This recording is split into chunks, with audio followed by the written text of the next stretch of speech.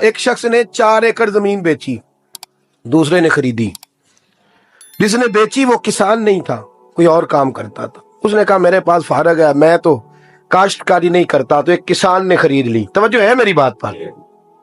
وہ کسان ہل چلا رہا تھا، پہلے دن ہل چلایا تو اس کھیت کے اندر سے خزانہ نکل آیا۔ کھیت سے خزانہ کس کا ہے یہ؟ جی بھائی جی دی سڑک لنگ جائے نا، وہ آندا ہے ہن میں دیڑی نہیں، تسی بیانہ واپس لو۔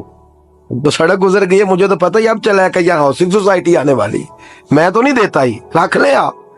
کیا نکل آیا؟ ہیرے جواہرات چاندی لال نکل آئے۔ اب اٹھا کے نا وہ شخص نکلا ہے، وہ رکھ لیتا، سنبھال لیتا، کیا ضرورت تھی؟ ویسے بھی لوگ تو پیسے بتاتے ہی نہیں کتنے۔ اٹھا کے نا وہ خزانہ تو جس نے بیچے تھے اس کے گھر چلا گیا، کہنے لگا میں نے زمین خریدی تھی، خزانہ نہیں خریدا تھا، تیرا ہے، تو لے لے، تیرا ہے، رکھ لے۔ وہ بھی صحابی رسول ہے، میرے نبی نے دنیا کی محبت کھینچ ڈالی ہے دلوں سے۔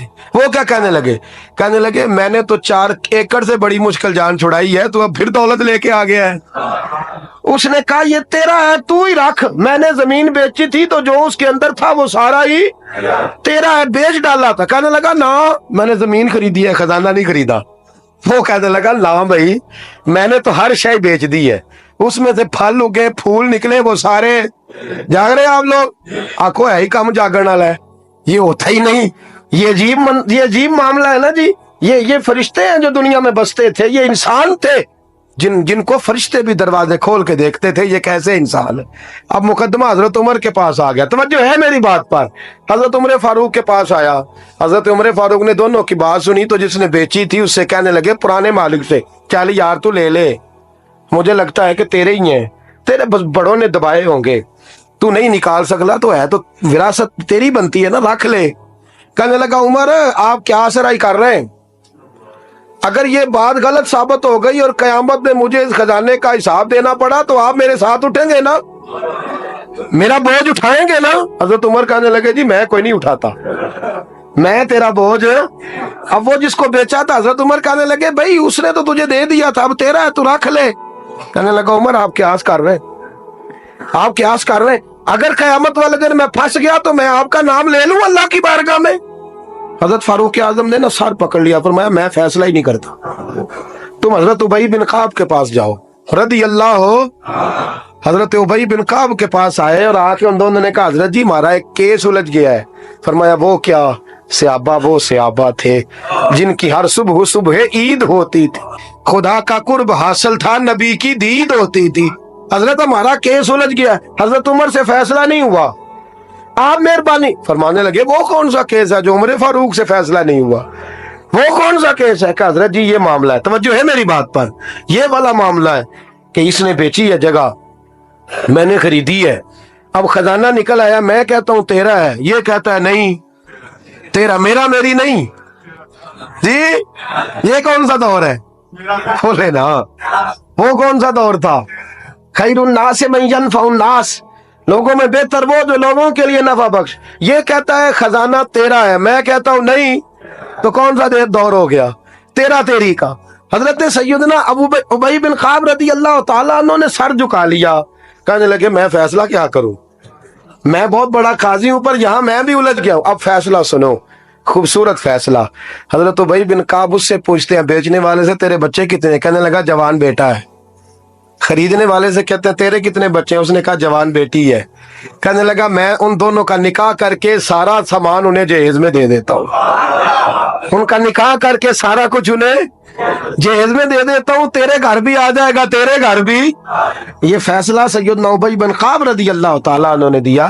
لوگ رو رہے تھے، کہہ رہے تھے کیا بات ہے اس فیصلے کی، کیا بات۔ ایک نوجوان تھا مینا کے بازار میں، دوڑا جا رہا ہے، تو ایک بابا جی اس کو ملے، بزرگ، تو ان بزرگوں کے اس نے، توجہ ہے میری بات پر آپ، ان بزرگوں کی تھیلی اس نے اشرفیوں والی چھین لی، چھین کے دوڑ گیا، کافی آگے چلا گیا تو گر گیا، جب گرا تو نظر آنا بند ہو گیا، لگا اوہو اللہ کے ولی کی بے ادبی ہوئی ہے، اس لیے نظر آنا بند ہو گیا، بے ادبی ہو گئی، بڑا پریشان ہوا، سخت آزمائش کا شکار، کیا کروں کدھر جاؤں۔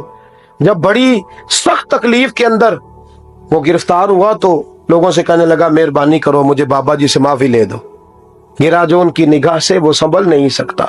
अल्लाह वालों की बेअदबी अल्लाह को बड़ी नापसंद है, अल्लाह वालों की बेअदबी अल्लाह को बड़ी नापसंद है, इससे जरूर बचें। अल्लाह ताला हमें बचने की तौफीक अता फरमाए। पकड़ के बाबा जी के पास लाए, बाबा जी माफ कर दें, आपकी वजह से आंखें चलेंगी। बाबा जी कहने लगे नहीं मैंने तो बद्दुआ दी नहीं। तो वो कैसे? कहने लगे मेरे साथ जब कोई मुसलमान ज्यादती करता है तो मैं फौरन ही माफ कर देता हूं। कहा जी मेरे लिए दुआ कर दें। दुआ की, बाबा जी की आंखें ठीक, बाबा जी ने दुआ की, नौजवान की आंखें सही हो गई। लोग चले गए तो वो नौजवान करीब बैठ गया, कहने लगा बुजुर्गो आपने जो कहा मैंने मान लिया, पर एक बात मेरी समझ में नहीं आई। अब वो क्या? कहा आप कहते हैं मेरे साथ कोई मुसलमान भी ज्यादती करता मैं फौरन माफ कर देता हूँ। फौरन तो माफी दी जाती नहीं, दी जा सकती नहीं, थोड़ी देर तो बंदे के दिल को तकलीफ रहती है। आपने जो नहीं ना बात, लोग बारीकी में जाते हैं ना बहुत सारे। कहा जनाब बंदे के दिल में थोड़ी देर तो तकलीफ, भाई कोई लड़ाई हो जाए तो कहते हैं अभी नहीं मैंने जाना, जरा बात ठंडी हो जाएगी तो फिर, अभी तो बड़ी चोटें लगी हैं, बड़ा मसला बना है। ये शौरी तौर पे लोग ऐसा करते हैं। कहा फौरन कैसे आपने माफ कर दिया?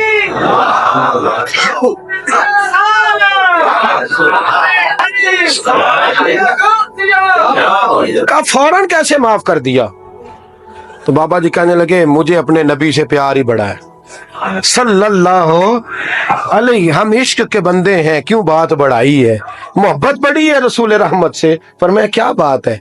बाबा जी कहने लगे मैंने हुजूर की एक हदीस पढ़ ली है, अब जो मुसलमान भी ज्यादती करता है मैं फौरन माफ कर देता हूँ। कहा वो क्या हदीस? सुने मेरे दोस्तों, और बुजुर्गों की सोच देखें कहाँ तक जाती है।